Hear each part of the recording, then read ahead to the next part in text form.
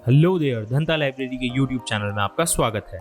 आज मैं आपके लिए लेसन नंबर 9 लेके आ गया हूँ, जिसमें हम बात करने वाले हैं मोशन इफेक्ट कंट्रोल पैनल के बारे में। तो बिना किसी देरी के आइए देखते हैं।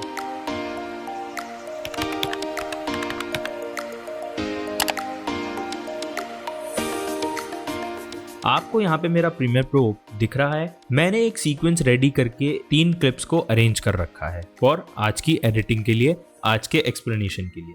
तो आज हम बात करेंगे हमारे इफेक्ट कंट्रोल पैनल की। इस पैनल के अंदर जितनी आपको प्रॉपर्टीज मिलती हैं, उन प्रॉपर्टीज के ऊपर बात करेंगे, उनका क्या यूज है, कैसे उनको यूज करते हैं और इन प्रॉपर्टीज को यूज करके कैसे हम हमारे एडिट को और ज्यादा इफेक्टिव बनाते हैं। तो सबसे पहले आपको मेरी टाइमलाइन का एक प्रीव्यू दे देता हूं मैं। अगर आप यहाँ पे देखें तो मैंने एक क्लिप्स लगा रखी हैं एक के ऊपर एक, जिनका प्रीव्यू आपको बाय नंबर मिल रहा है। तो आज मैं इनसे क्या करने वाला हूँ। अगर आप इफेक्ट कंट्रोल पैनल पे नज़र डालें तो आपको यहाँ पे कोई भी प्रॉपर्टी नहीं दिखती है और आपको साथ में एक चीज़ देखने को मिल जाती है जहाँ पे लिखा हुआ है नो क्लिप सेलेक्टेड। इसका मतलब यही है, यहाँ प्रॉपर्टी आपको तभी विजिबल होती है जब आप कोई ऑडियो या वीडियो क्लिप को सेलेक्ट करते हैं। आपको एक चीज़ का ध्यान रखना है, इफेक्ट कंट्रोल में आपको प्रॉपर्टी सिर्फ पर्टिकुलर टाइम पे एक क्लिप सेलेक्ट करने पे ही नज़र आती है। अगर आप ड्रैग करके मल्टीपल क्लिप्स को एक साथ सेलेक्ट करेंगे तो वो आपको वहाँ वार्निंग शो कर देगा, मल्टीपल क्लिप्स सेलेक्टेड। तो आपको क्या करना है, अपनी एक क्लिप को सेलेक्ट करना है। एक क्लिप को सेलेक्ट करते ही आपको यहाँ पे कुछ प्रॉपर्टीज मिल जाती हैं। हमारी सबसे पहली प्रॉपर्टी है मोशन। मोशन के अंदर आपको position, scale, rotation, anchor point, ये 4 चीज़ें हैं जो आपको सबसे ज़्यादा काम आती हैं। उसके बाद आपको मिल जाता है ओपेसिटी और फिर टाइम रीमैपिंग। टाइम रीमैपिंग क्या होती है ये हम आगे आने वाले लेसन्स में पढ़ेंगे। तो अगर मैं आपको मेरा एडिट दिखाऊं तो मैं ये चाहता हूं कि मेरा यहाँ पे जो ये फुटेज है जो अभी आपको फुल स्क्रीन पे दिख रहा है, मुझे उसको इस वाइट बॉक्स के अंदर फिट करना है।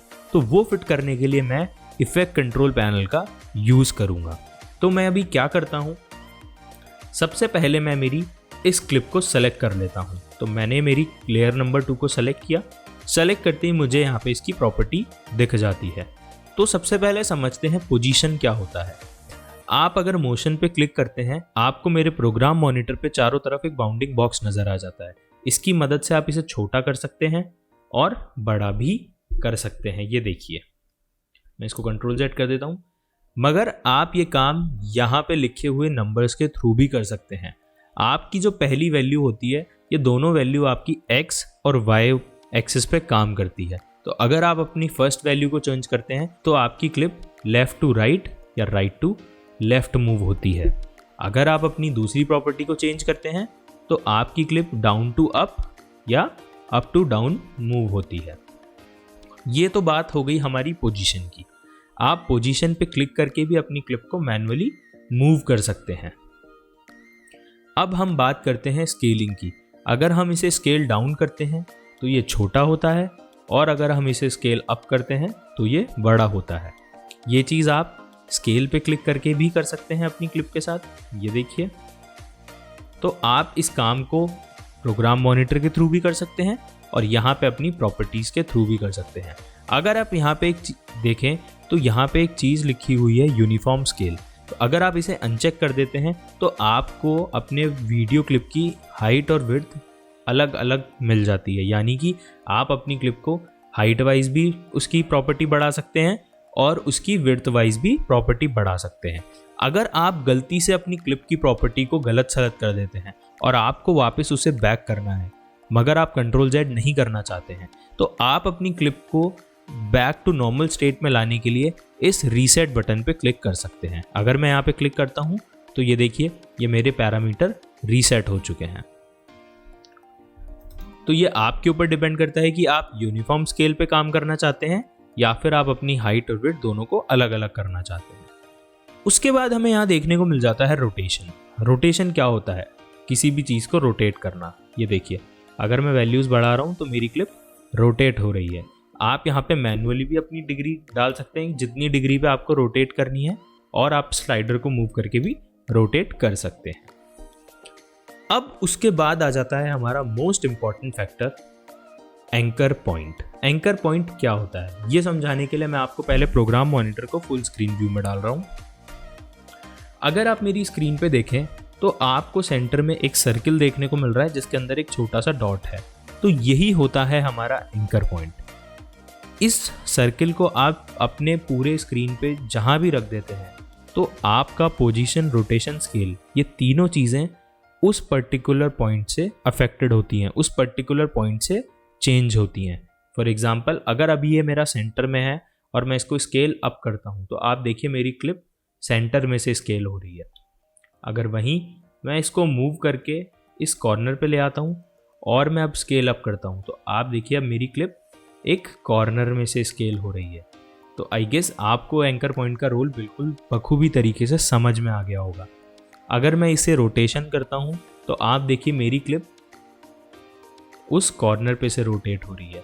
अगर मैं इसको वापस सेंटर में लेके आता हूँ, इसको छोटा करता हूँ, इसको दोबारा मैं मिडिल सेंटर में ले आता हूँ और अगर मैं अब इसको रोटेट करता हूँ तो आप देखिए मेरी जो क्लिप थी वो पहले सेंटर में से रोटेट हो रही थी, मगर अब कहाँ से रोटेट हो रही है, जहाँ पे मैंने मेरा एंकर पॉइंट सेट किया है।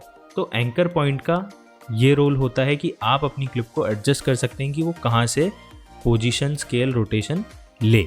तो इस केस में हम क्या करेंगे, आपको जस्ट एंकर पॉइंट को ले जाके कहीं भी रख सकते हैं आपका जहाँ मन है, मगर आप चाहते हैं इसे पर्टिकुलर एरिया पे स्नैप कराना तो आपको क्या करना है, इसे मूव करते टाइम अपने कीबोर्ड पे कंट्रोल प्रेस करना है। कंट्रोल प्रेस करते ही आपका एंकर पॉइंट जैसे ही आप कॉर्नर पे लेके जाएंगे वो ऑटोमेटिकली वहाँ जाके स्नैप हो जाएगा। तो आपको जस्ट छोड़ देना है। उसके बाद आपको अपनी क्लिप को मूव करके इस बॉक्स के कॉर्नर पे रखना है। अब अगर मैं इसे स्केल डाउन करता हूँ तो आप देखिए ये मेरी ऑटोमेटिकली वहाँ पे फिट हो गई है। अब ये मेरी क्लिप विजिबल नहीं है तो मैं इसके लिए अपनी लेयर को ऊपर कर देता हूँ। तो आप यहाँ पे देख सकते हैं मेरी क्लिप प्रॉपरली उस बॉक्स के अंदर आ गई है। मैं प्रोग्राम मॉनिटर को बड़ा करके भी ये काम कर सकता हूँ, ये देखिए। और अगर मैं यहाँ पे मेरी यूनिफॉर्म स्केल हाइट ऑफ कर देता हूँ तो मैं इसकी हाइट को मैन्युअली इंक्रीज कर सकता हूँ जितनी मुझे ज़रूरत है। अब देखिए आप मेरी क्लिप वहाँ पे प्रॉपर तरीके से सेट हो चुकी है। तो अगर मैं इसका प्रीव्यू लेता हूँ तो मुझे वहाँ पे मेरा पूरा वाइड व्यू दिख रहा है और मुझे मेरी बैकग्राउंड में एक और वीडियो नज़र आ रहा है। आप अपनी क्लिप को यहाँ से छोटा बड़ा करके अपने एडिट को उस अकॉर्डिंग सेट कर सकते हैं। हमने पिछली क्लास में ट्रांजिशन लगाना भी सीखा था, तो अगर हम चाहें तो हम इन दोनों फुटेजेस पे ट्रांजिशन लगा सकते हैं। तो हमें सबसे पहले इफेक्ट पैनल में जाना है। इफेक्ट के वर्क स्पेस में आते ही आपको यहाँ पे ट्रांजिशन का ऑप्शन मिल जाता है। तो मैं यहाँ चूज़ करता हूँ वाइप। वाइप के अंदर मैं चूज़ करता हूँ फॉर एग्ज़ाम्पल इनसेट। मैं इन दोनों लेयर्स पे इनसेट लगा देता हूँ। अब आप देखिए इनसेट लगाते ही मेरी ये येलो कलर की टाइमलाइन सडनली रेड हो गई है। और अगर मैं इसे प्ले करके देखता हूँ तो आप ध्यान से देखिएगा, आपको यहाँ पे जर्क दिखेगा। ये देखिए, आपको ऐसा लगा ना वहाँ वो अटका।